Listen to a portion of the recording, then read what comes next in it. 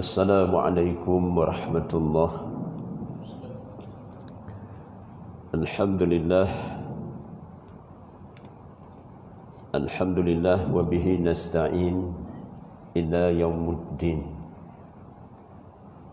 Inna lillahi wa inna ilaihi raji'un. La hawla wa la quwwata illa billah. La hawla wa la quwwata illa billah. La hawla wa la quwwata illa billah. Sekalian para tetamu Allah Subhanahu wa taala, dan saya raikan hormati pengurusi dan seluruh kepimpinan jawatan kuasa masjid, para muallim muallimah sekalian, tuan-tuan haji, puan hajah, muslimin muslimah yang menyaksikan pertemuan pada malam ini. InsyaAllah sandaran yang begitu baik kepada saya dan kita semua hanya saja kepada Allah As-Samad. Kepada Dialah kita tumpukan tawajuh, mengharapkan pertolongan, pemeliharaan dan jaminan daripada rezeki Allah. Dialah yang menciptakan kita semua. Dialah maha bijaksana, Al-Hakim, menyusun atur kehidupan ini agar terjamin lebih sejahtera, insya-Allah, lebih selamat, lebih damai, lebih bahagia dan lebih nikmat. Alhamdulillah, insya-Allah pada malam ini saya sendiri bersyukurlah kepada Allah Subhanahu wa taala kerana kita dipertemukan untuk sekian kalinya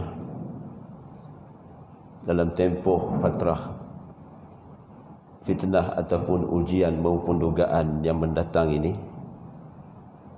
Mudah-mudahan pertemuan pada malam ini, kalau tak banyak pun sedikit sebanyak, terhimpunlah beberapa manfaat ilmu Allah Subhanahu wa taala dari sisinya. Allahumma inna nas'aluka ilman nafi'a wa rizqan thayyiban wa 'amalan mutaqabbalah. InsyaAllah kita ambil suatu hadis pada malam ini sebagai suatu muqaddimah din Islam yang kita anuti ini. Qala Rasulullah sallallahu alaihi wasallam,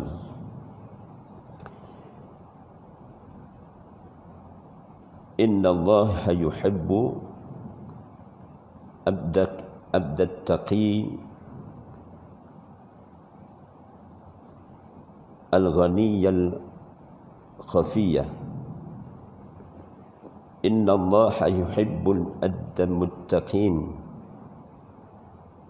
Inna Allah yuhibbul abdat taqin.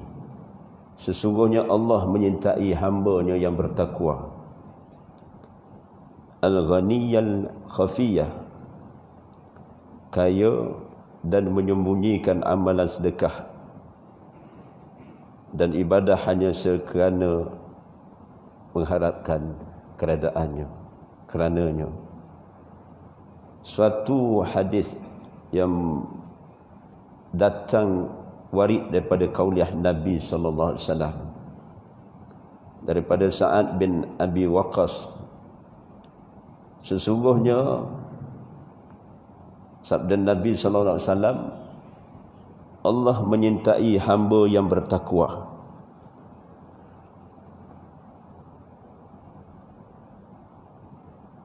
Al-ghaniyah, dan sifat yang Allah beri rezeki dari sisinya, kekayaan. Al-khafiyah, dan dalam keadaan dia menyembunyikan amalan sedekah maupun ibadahnya hanya mengharapkan keredaan Allah. Maka kita lihat bagaimana intipati berkenaan dengan hadis ini.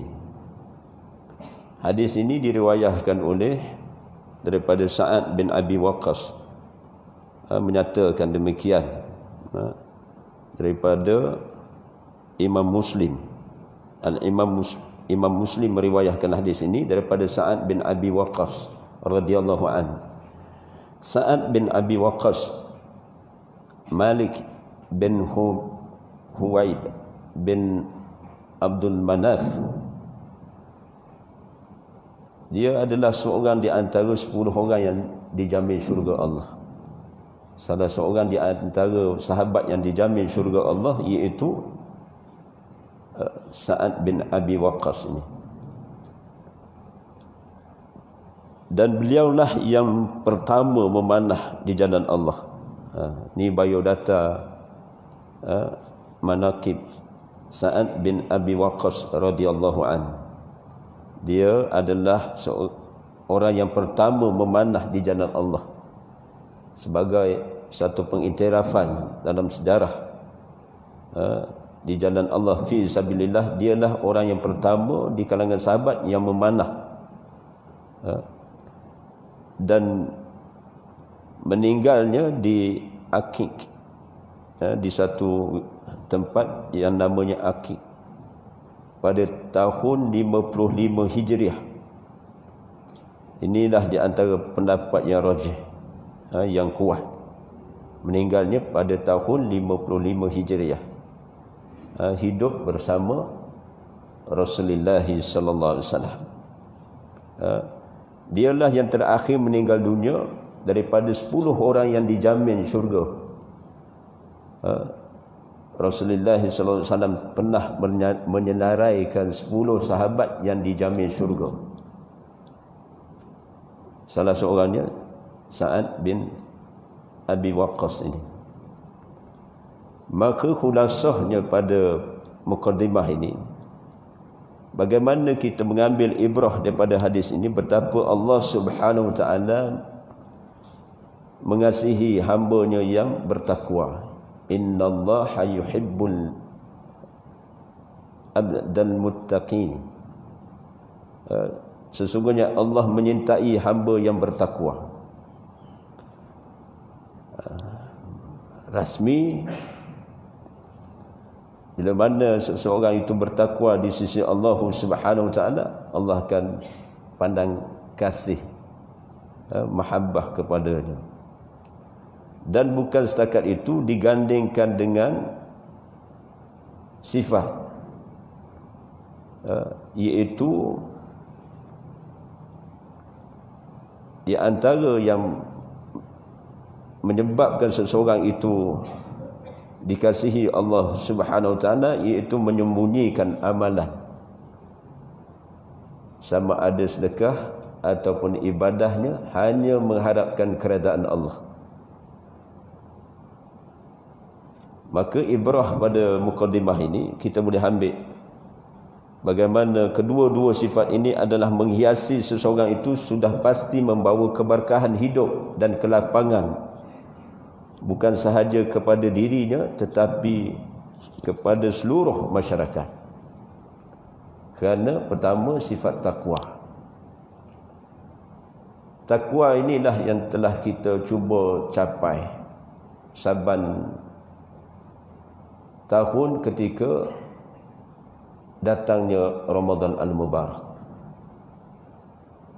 Lama dah kita, Allah panjangkan usia saya dan kita semua merentasi ihya Ramadan pada setiap tahun, sampailah pada tahun ini 1441 Hijriah hanya.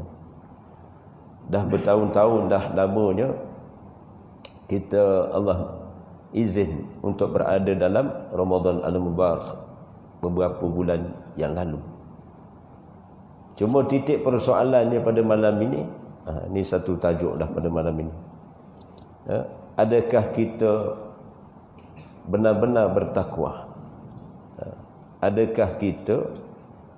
Adakah takwa pada diri kita? Adakah takwa pada diri kita? Para khatib sering mengingatkan saya dan kita semua ittaqullah, bertakwalah kamu kepada Allah.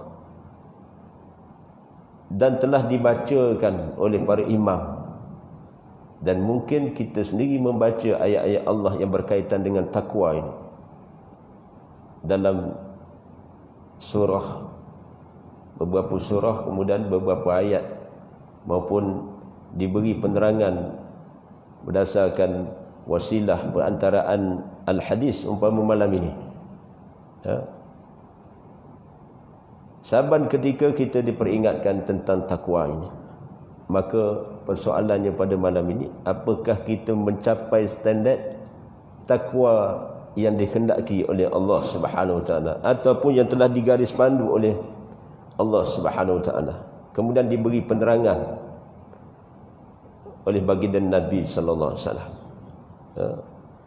Maka elok juga kita melihat definisi takwa ini mengikut pandangan-pandangan, terutamanya pandangan sudut pandang berdasarkan hadis ataupun asar para sahabat, kata-kata para sahabat, pengertian di antara kata-kata para sahabat ini, ataupun juga boleh kita melihat pengertian di kalangan para ulama yang menepati Al-Quran dan As-Sunnah. Maka kita cuba perhalusi pada malam ini sedikit sebanyak bagaimana pengertian takwa yang selama ini kita faham. Saya anggap maknanya muslimin-muslimah yang berada di hadapan saya ini matanglah, kerana sebelum ini kita telah bersama dalam beberapa halaqah ilmu, dan apatah lagi para guru membimbing, para asatizah membimbing, mentarbiah, apatah lagi sekiranya ada di kalangan kita berguru. Guru ini bukan sekadar kita hadir dalam majlis ilmu, namun ada juga guru yang kita jadikan dia panel syariah kita, panel penasihat kita, di waktu kita dalam lapangan yang terbuka dalam kehidupan ini. Maka kita lihat bagaimana maksud tentang takwa itu sendiri. Dari segi bahasa, iaitu membawa maksud takut ataupun memelihara. Dari segi bahasa, takwa itu membawa maksud iaitu takut ataupun memelihara. Adapun istilah terhadap ta'arifan yang diberi oleh para ulama, maka dibentangkan pada malam ini. Baik. Bagaimana dinyatakan oleh Al-Nasr Abzi rahimahullah, menyatakan takwa adalah seseorang memelihara selain daripada Allah. Seorang ulama yang namanya Al-Nasr Bazi rahimahullah menyatakan takwa adalah seseorang memelihara selain daripada Allah. Yang tidak dapat dinafikan, kita kena takut. Kita kena takut kepada Allah, hanya sahaja kepada Allah. Maka bila kita takut kepada Allah, kita, termasuk saya yang bercakap, pastikan bila kita takut kepada Allah, maka kita kena ittiba', memenuhi apa saja yang Allah Subhanahu Wa Taala telah perintahkan, maka meninggalkan juga larangan-larangan Allah Subhanahu Wa Taala, sedaya upaya meninggalkan larangan Allah. Maka itulah maksudnya memelihara syariat ataupun peraturan ataupun kehendak Allah Subhanahu Wa Taala. Jadi ini definisi ataupun pengertian takwa berdasarkan sudut pandang seorang alim ini. Yang keduanya, dinyatakan Zunnu al-Masri rahimahullah menyatakan orang yang bertakwa adalah siapa yang tidak mengotorkan zahir dan batinnya dengan sebarang pertentangan dengan sebarang alamat, sedangkan dia berdiri bersama Allah dengan penuh kesepakatan. Sekali dengar tu dengan saya pun dalam dua dah boleh faham ke hidup ni. Ini bahasa kitab lah, bahasa kitab. Kalau kita sebut bahasa orang lama, dari segi sastra dan sebagainya, diterjemah dalam bahasa Melayu. Zunnu al-Masri rahimahullah menyatakan, orang yang bertakwa adalah siapa yang tidak mengotorkan zahir dan batinnya dengan sebarang pertentangan, dengan sebarang alamat, sedangkan dia berdiri bersama Allah dengan penuh kesepakatan. Maksudnya dia yakin dengan janji-janji Allah Subhanahu wa taala. Bila mana Allah Subhanahu wa taala perintahkan sesuatu, perintah itu hatta meninggalkan larangan itu, maka tentu ada hikmahnya. Maka dia tidak mengotori hati dia tu. Hati ini maksud segala perkara dia tersimpan pada qalbu. Kesannya pada hati. Bila hati ini kita bila mana Allah Subhanahu wa taala pilih di antara saya dan di antara kita semua menjadi orang yang terpelihara, maka sudut pandang yang pertamanya yang memberi kesan yang kita semua kena sungguh-sungguh jaga, iaitu soal hati. Kalau sesiapa boleh menjaga hati ni daripada penyakit batin, maka disitulah nilai takwa. At-taqwa hahuna, takwa ni di sini, di hati, di qalbi. Namun demikian, kesan takwa tu di hatilah, maka terpancar amalan-amalan soleh, amalan takwa.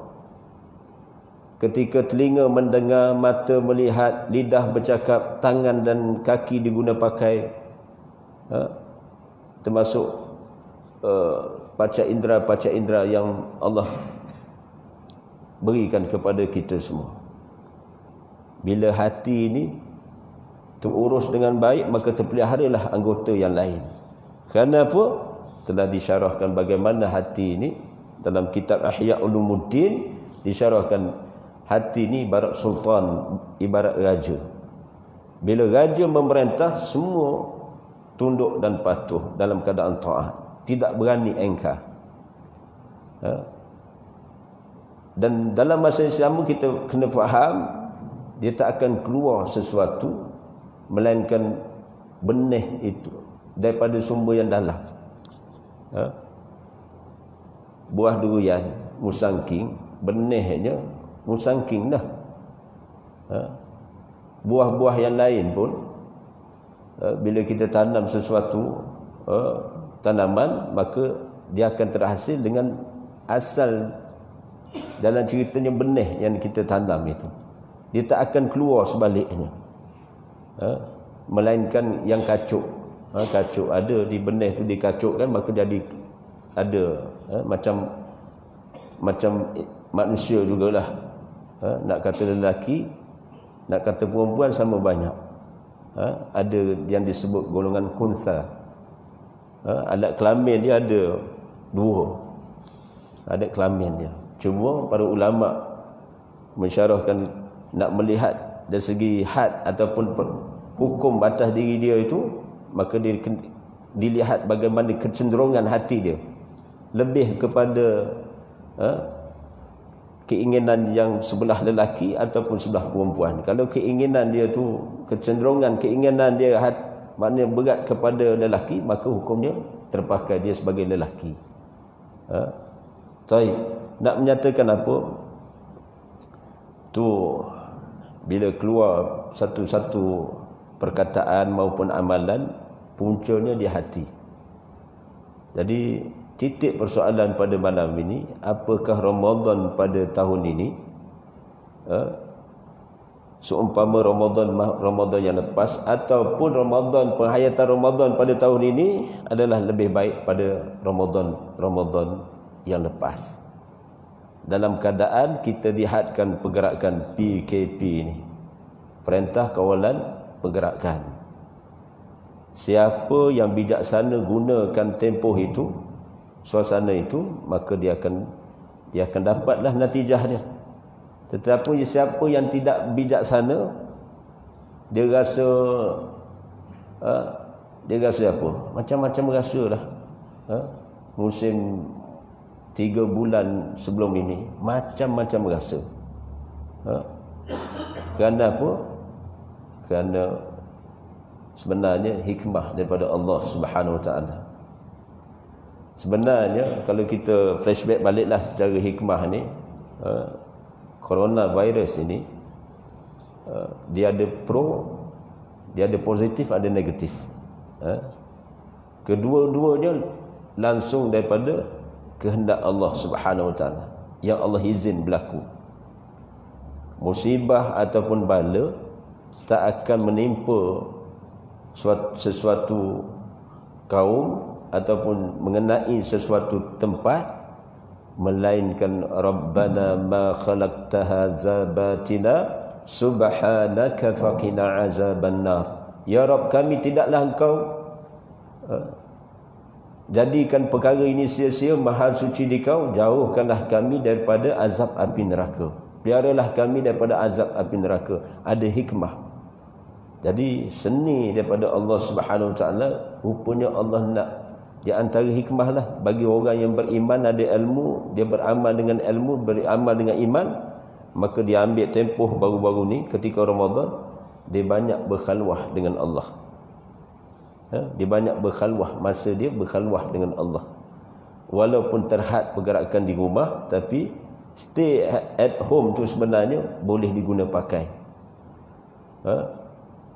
Sebenarnya makin kita sibuk, makin kita terfitnah dengan ingatan kita kepada Allah makin kurang sebenarnya, kalau seandainya kita sibuk.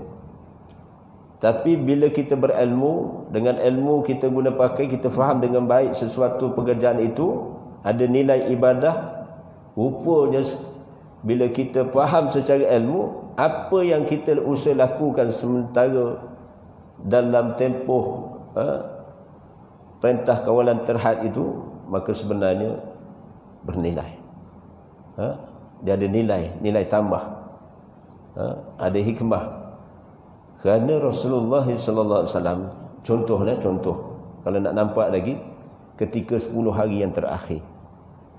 10 hari yang terakhir ni, apabila perintah mendirikan solat, apabila perintah menunaikan kefarduan puasa sampai kepada baginda Nabi SAW, sehingga menjadi syariat Islam disampaikan kepada umat ketika itu. Ketika itulah Rasulullah, di tahun itulah Rasulullah mula beriktikaf. 10 hari yang 10 hari di dalam Ramadan, terutama 10 hari yang terakhir itu, Rasulullah SAW ketika diperintahkan kefarduan puasa, ketika itulah dalam masa yang sama, mana Rasulullah mengambil tempoh selama 10 hari berkhalwah dengan Allah, beriktikaf dengan Allah. Berkhalwah ni, beriktikaf ni maksudnya apa? Rasulullah fokus. Sedangkan bilangan hari ada 365 hari. Jadi menjadi ibrah kepada saya dan kita semua, ittiba' sunnah. Bagaimana di luar negara kita ni sebenarnya iktikaf itu suatu sunnah yang sepatutnya saya dan kita semua kena bersungguh juga lakukan, dapatkan. Kerana ada hikmahnya, kerana mendekatkan diri kita semua kepada Allah. Kita akan melapangkan masa kita bersama Allah. Allah bentangkan masa yang begitu banyak. Tolak 10 hari, ada berapa baki lagi? Ada berapa lagi? Ada 355 hari lagi. Jadi sungguh sesiapa yang mendapat hikmah 10 hari beriktikaf di dalam Ramadan, apatah lagi ketika pergerakan yang terhad, ada orang dia meneruskan i'tikaf dia. Maksudnya dalam suasana, walaupun suasana yang terhad itu, dia dalam keadaan 10 hari itu dia dalam keadaan berkhalwah, berdua-duaan dengan Allah Subhanahu Wa Taala, tapi dia ada adab, dia ada etika, dia bahasa sekarang. Hak tu kita syarah kemudian, ataupun boleh tanya pada muallim yang dia tak sama i'tikaf dengan i'tikaf yang biasa ni, touch and go ni. Mana antara maghrib dengan isyak ni tempoh dia. Tapi i'tikaf 10 hari tu registernya hari ke-20 keluarnya pada hari, niat i'tikaf tu keluarnya pada malam Aidul Fitri. 10 hari itu kelihatan baginda Nabi SAW tidak bersama dengan para isterinya, walaupun isteri Rasulullah ni lebih daripada 4 orang pada satu ketika. Jadi kita ni baru seorang pun gelabah juga tak? Gelabah juga nak tinggal tu. Apatah lagi kalau duduk serumah. Duduk serumah. Jadi orang Perak sebut apa kaham Ustaz? Bila duduk serumah ni maknanya nak berpantang 10 hari itu dalam 2 dah. Dalam 2 lagi. Inna lillahi wa inna ilaihi raji'un. Baik. Dan dinyatakan oleh Talq bin Habib rahimahullah, menyatakan takwa adalah amalan dengan ketaatan kepada Allah atas cahaya Allah. Seorang alim iaitu Talq bin Habib rahimahullah menyatakan takwa adalah amalan dengan ketaatan kepada Allah atas cahaya Allah, yakni dengan maksud atas petunjuk Allah, huda Allah. Bila mana kita digaris pandu oleh Allah dalam kitabnya, hudan linnas wa bayyinatin minal huda wal furqan. Sebenarnya bila kita melakukan amal ketaatan, disitulah tanda-tanda seorang itu bertakwa di sisi Allah Subhanahu Wa Taala. Maka saya berbaik sangka sesama kita, cahaya ni ada pada di antara kita.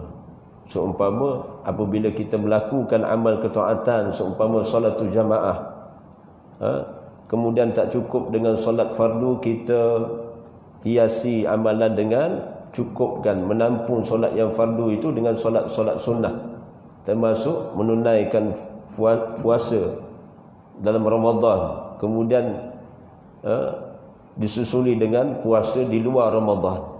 Jadi itu di antara amalan ketaatan kepada Allah.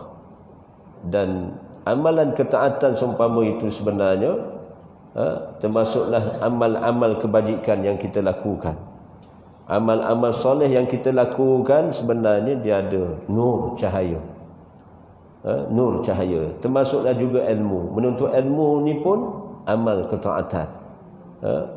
Jadi mudah-mudahan Allah Subhanahu Wa Taala timbulkan cahaya,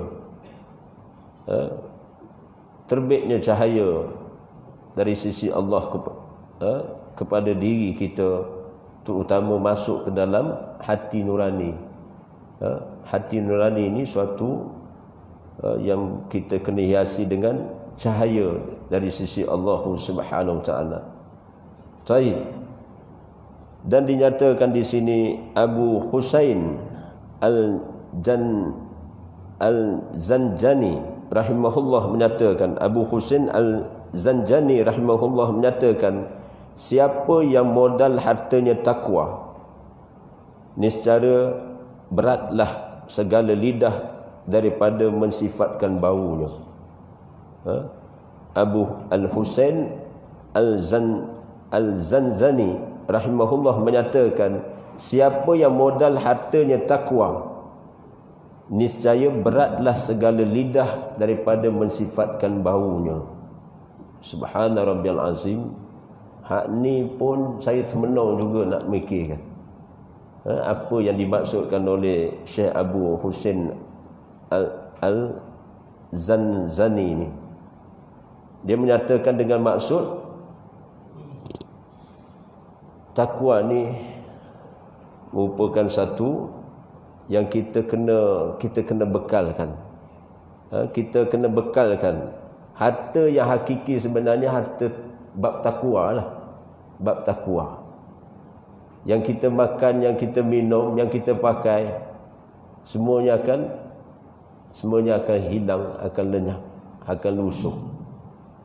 Jadi yang berbekal di hari penghisaban iaitu takwa. Takwa ni sifatnya batin. Tak ada siapa pun tahu. Tak ada siapa pun tahu melainkan dengan ilmu ada tanda-tanda. Allah yang mengetahui rahsia hati. Allah juga yang mengetahui hakikat diri, setiap diri kita ni. Depan orang memanglah nampak tawaduk, nampak sufi, nampak terurus, tapi hakikatnya kita dengan Allah ni, tu saya sebut dalam banyak-banyak yang perlu saya sendiri kena ingatkan, iaitu soal hati ni. Hati ni kerana disebut oleh Ibn Athaillah rahimahullah, menyatakan takwa itu ada zahir, ada batinnya. Zahirnya dengan menjaga had dan batasan, dan batinnya dengan niat dan ikhlas. Ibn Athaillah rahimahullah yang disebut sebagai pengarang kitab Al-Hikam. Kitab Al-Hikam itu musannaf kitab itu iaitu Ibnu Athaillah rahimahullah menyatakan takwa itu ada zahir, ada batin. Yang mana zahir itu dengan maksud menjaga had dan batasan. Zahirnya iaitu syariat Allah, peraturan, hukum hakam, yakni undang-undang Allah. Itu yang zahir. Kalau nak mudah faham, seumpama solat, dia ada rukun dia. Nak boleh kesah solat yang kita dirikan ini, dia ada rukun dia. Rukun qauli, rukun fi'li, dan ada satu lagi kena jaga, iaitu bagaimana niat kita. Niat kita dan tahap keikhlasan kita beribadah. Itu takwa dari segi batin. Maknanya takwa ni ada dua.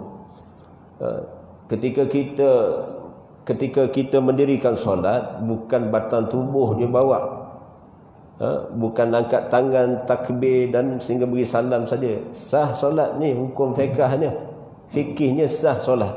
Cukup apa? Cukup rukun fi'li, perbuatan, cukup rukun qauli, perkataan, sah solat. Batin ni siapa yang urus, yang hisap? Allah. Maka yang diterima solat itu Allah saja yang mengetahui. Jadi bab niat tu, bab hati tu, itulah kena hati-hatinya. Kena hati-hati tu. Jadi nak mengurus hati ni, siapa punya kuasa? Allah. Ya mukallibal qulub, sabit qulubana ala dinika wa ala ta'atik. Kemudian dengan ilmu kita kena tazkiyatun nafs. Tazkiyatun nafs ini sebenarnya kelangsungan dalam Ramadan itulah tempoh yang sesuai kita tazkiyatun nafs, pensucian bagi hati.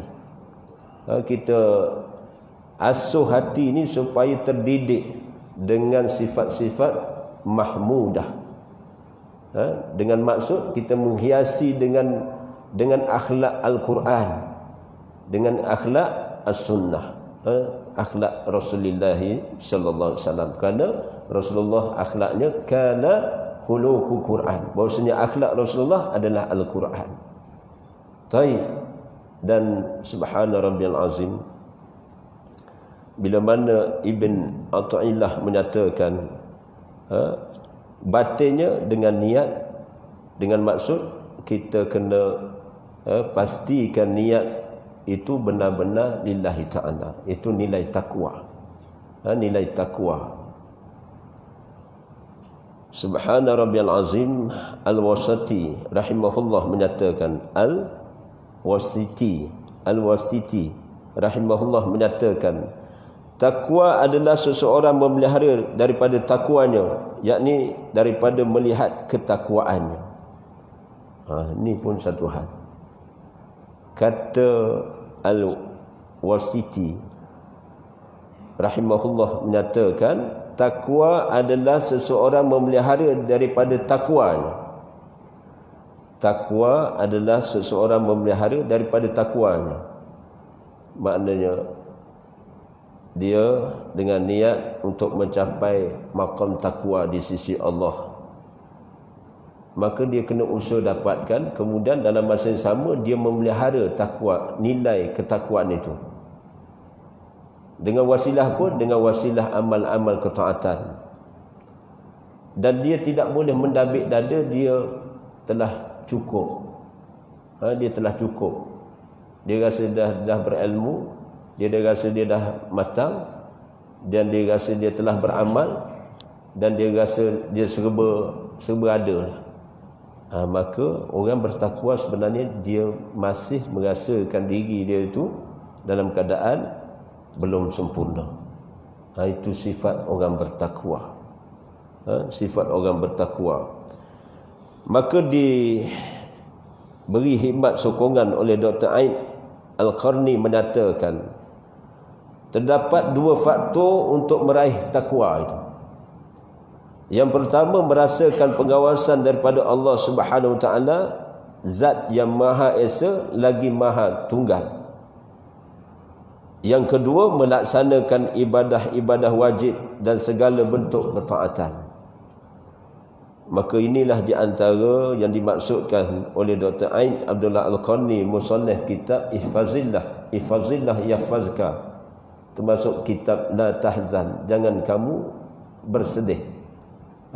Kitab Ihfazillah Yahfazka ni, saya ingat saya Ustaz siapa nama ni, Muhammad Maidin, ada syarah di satu surau di Teluk Intan ini. Bagus juga. Siapa yang berminat dengan karangan kitab itu boleh hadir dalam kuliah itu. Bagaimana Dr. Aid Abdullah Al-Qarni, musannif kitab itu, menyatakan ketakwaan itu boleh diraih. Yang pertama, merasakan pengawasan daripada Allah Subhanahu Wa Taala, Zat yang Maha Esa lagi Maha Tunggal. Maknanya apa? Maknanya kita kena percaya dan yakini Allah Maha berkuasa. Allah Maha berkuasa. Mengingati betapa lemahnya diri dan betapa maha berkuasanya Allah. Wa huwa ala kulli syai'in qadir. Sedarlah betapa kita ini adalah insan yang kecil, yang kerdil, yang lemah, hina di hadapan Allah. Sedangkan Allah Subhanahu Wa Taala sifatnya Al-Aziz. Al-Aziz maknanya maha perkasa. Al-Qawi, maha besar kekuatannya. Al-Matin, maha perkasa. Al-Khaliq, yakni maha pencipta. Maknanya kita kena sedar diri kita ni. Kita ni lemah, kita ni tak ada apa-apa, melainkan semua itu datang daripada pertolongan dan kurniaan daripada Allah. Betapa lemahnya hamba sehingga ketika kita ditimpa keburukan, tidak ada yang boleh menghilangkan melainkan Allah. Betapa lemahnya saya maupun di antara kita sekalian kita, sehingga kita apabila ditimpa sesuatu keburukan, keaiban dan sebagainya, ataupun sesuatu musibah berlaku maupun bala, tidak ada yang boleh menghilangkan melainkan Allah Rabbal Alamin, wa huwa ala kulli syai'in qadir. Dia maha berkuasa. Jadi untuk meraih rasa takut kepada Allah, kita kena sedar diri kita ini betapa Allah menguasai setiap keadaan itu. Betapa maha besarnya Allah Subhanahu Wa Taala, sehingga seandainya kita derhaka kepadanya, ia sama sekali tidak akan berkurangan kemuliaan sesempurna zat bagi Allah. Maka dinyatakan bagaimana mafhum ayat dalam surah An-Nisa pada ayat yang ke-131, mafhum ayat menyatakan, dan kepunyaan Allah lah apa yang ada di langit dan yang di bumi, dan sungguh kami telah memerintahkan kepada orang-orang yang diberi kitab sebelum kamu dan yang juga kepada kamu, bertakwalah kepada Allah. Tetapi jika kamu kafir, maka ketahuilah sesungguhnya apa yang di langit dan apa yang di bumi hanya kepunyaan Allah, dan Allah Maha Kaya lagi Maha Terpuji. An-Nisa ayat 131. Dan ada ayat-ayat seumpama ini, seumpama dalam ayat kursi pada ayat yang kedua. Allahu la ilaha illa huwal hayyul qayyum la ta'khuzuhu sinatun wa la nawm lahu ma fis samawati wa ma fil ard. Waqaf yang ketiga, lahu ma fis samawati wa ma fil ard, termasuk dalam surah Al-Hadid, lahu mulkus samawati wa ma fil ard. Ayat yang kedua dalam surah Al-Hadid, sabbaha lillahi ma fis samawati wal ard lahu ma fis samawati wa ma fil ard. Kepunyaannya, miliknya lah apa yang ada di langit dan di bumi. Maknanya Allah Maha memiliki, Maha menguasai hal-hal apa yang ada di langit maupun di bumi. Dan di antara minit-minit yang terakhir ini, nak menyatakan bagaimana untuk melahirkan rasa takut kepada Allah itu, iaitu dengan melaksanakan ibadah yang wajib dan segala bentuk ketaatan. Diberi garis pandu kepada kita ada dua faktor yang mendorong ketakwaan itu, iaitu dengan melaksanakan ibadah yang wajib. Kemudian dalam penerangan yang lain menyatakan diperkukuhkan dengan amalan-amalan yang sunnah. Amalan yang sunnah. Dan segala bentuk ketaatan itu sebenarnya menjuruskan seseorang itu bertakwa kepada Allah Subhanahu Wa Taala. Jadi mudah-mudahan tempoh yang terhad ini, sehingga saya berhentilah. Waktu isyak ni kita diminta untuk tawakufkan kuliah ini. Mudah-mudahan kalau tak dapat apa pun, melainkan tentulah ada yang boleh kita genong bersama pada malam ini. InsyaAllah selayaknya Allah lah yang memberi ilham kepada saya dan kita semua untuk melakukan amal ibadah dengan ilham daripada Allah Subhanahu Wa Taala. Kita berdoa, Allahumma inni as'alukan huda wat tuqa wal afafa wal ghina. Wahai Allah, kurniakan daku petunjuk dan ketakwaan dan pemeliharaan dan kecukupan. Itu doa yang maksur, yang sahih berdasarkan kauliah Nabi SAW. Saya ulangi balik, cuba baca ramai-ramai. Allahumma inni as'alukan huda wat tuqa wal afaf wal ghina. Allahumma inni as'aluka huda wat tuqa wal afaf wal ghina Wahai Allah, kurniakanlah daku petunjuk dan ketakwaan dan pemeliharaan dan kecukupan, iaitu kekayaan bagi hati, ilmu, iman dan amal. Jadi mudah-mudahan penghujung ini memberi makna yang baik. Bila mana Allah campakkan petunjuk, bila mana Allah memberi kita maknanya sifat takwa, Allah ilhamkan kepada ketakwaan dalam ketaatan kita kepada Allah, kemudian dalam masa yang sama kita minta kepada Allah pelihara.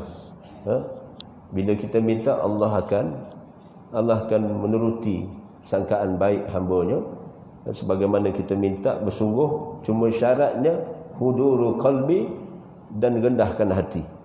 Ketika berdoa ni kena hadirkan hati, dan kena tawadhu, kena dalam keadaan kita merendah diri kepada Allah. Jadi kemudian zahirnya kena tunduklah, tubuh badan kita pun kena tunduk juga. Jangan berdoa seumpama mendabik dada begini. Ini telah digaris pandu oleh para ulama yang menjaga adab ketika berdoa. Doa yang fi'li, perbuatan yang terbaik seumpama doa Rasulullah. Kelihatan dalam hadis-hadis Nabi sallallahu alaihi wasallam bagaimana perbuatan Nabi pun digambarkan dengan baik. Bagaimana Rasulullah berdoa. Ada masa Rasulullah berdoa bila mana bersungguh sampai naik setinggi paras atas paras dada ni. Kemudian ada kalanya Rasulullah merendahkan sudut pandang Rasulullah ni, membongkok kemudian memohon kepada Allah Subhanahu Wa Taala. Jadi zahir kita menggambarkan bagaimana sifat batin kita. Jadi apatah lagi kalau berdoa letak tangan atas riba.